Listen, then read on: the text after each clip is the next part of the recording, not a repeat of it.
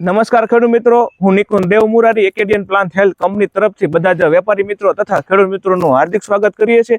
તો આજે સમી સાંજે આપણે આવી પહોંચ્યા છે રાજકોટ જિલ્લાના રાજકોટ તાલુકાના ધોકડિયા ગામે। ભાઈ ખૂબ સારા પ્રગતિશીલ ખેડૂત છે અને ઘણા વર્ષોથી ડુંગળીનું વાવેતર કરે છે, પણ આ વર્ષે એને ડુંગળી સર્વશ્રેષ્ઠ થઈ, પણ શા માટે થઈ, એને શું શું વાપરેલું, તો આપણે લાઈવ મુરલીધર એગ્રો સીડ્સમાં કમલેશભાઈ તથા ખેડૂત મિત્રો સાથે આપણે લાઈવ ચર્ચા કરીએ કે ભાઈ એને શું શું વાપરેલું હતું। એ રામ રામ રામ રામ રામ રામ રામ। તમારું નામ? મારું નામ ધીરુભાઈ।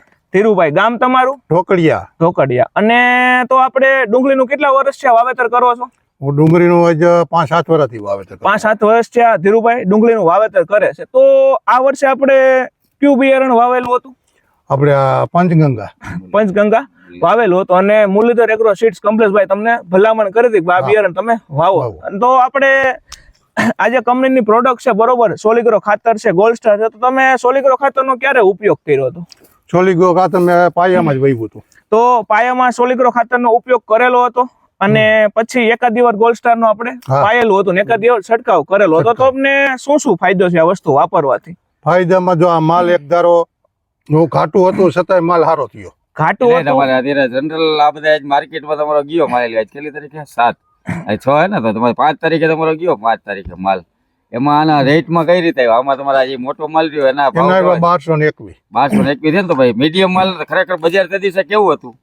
તેથી મારો મીડિયમ માલ ગયો ને એ 811 માં। બાકી રનિંગ બધાયનો ભાવ કેવો? રનિંગ 600-700 600-800 રૂપિયા રેટ હતા, તો તમારે આ ક્વોલિટી લાઇટ ના સાઇન ઇન ના હિસાબે 1200 રૂપિયા રેટ આવ્યા। 1211। હા, અને એના બીજી 2 નંબર ના 800 રૂપિયા આવ્યા। 2 નંબર ના 811। હા, તો આપણે બધા કહેતા હોય કે ભાઈ જેનું મૂળ મજબૂત ને એનો છોડ મજબૂત, બરોબર। તો આપણે સાબિત કરી દીધું કે ભાઈ જેટલું તમે જોઈ શકો છો બરોબર, આપણે કોઈ પણ ગાંઠિયો લઈ કે ભાઈ જેટલું મૂળ મજબૂત બરોબર, એનો આખો છોડવો મજબૂત બરોબર। તો 5 તારીખે ધીરુભાઈ માર્કેટિંગ યાર્ડમાં ડુંગળી વેચવા ગયા હતા, તેના સારામાં સારો ભાવ ક્વોલિટી વાળા માલનો મળ્યો બરોબર।